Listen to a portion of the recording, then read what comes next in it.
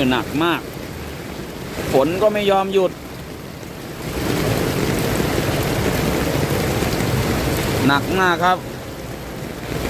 ที่เห็นอยู่นี้คือถนนเทพารักษ์นะครับผมช่วงสี่แยกเทพารักษ์นะครับหนักมากนะครับผมใครไม่จำเป็นอย่าผ่านมาเด็ดขาดนะครับ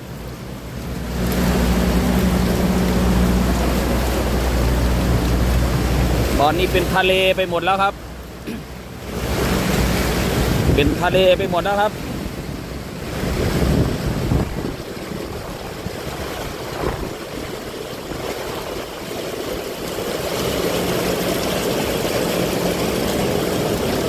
นอนครับผมเทียนอยู่ข้างหน้านะครับผมสี่แยกเทพารักษ์นะครับท่วมหนักมากนะครับ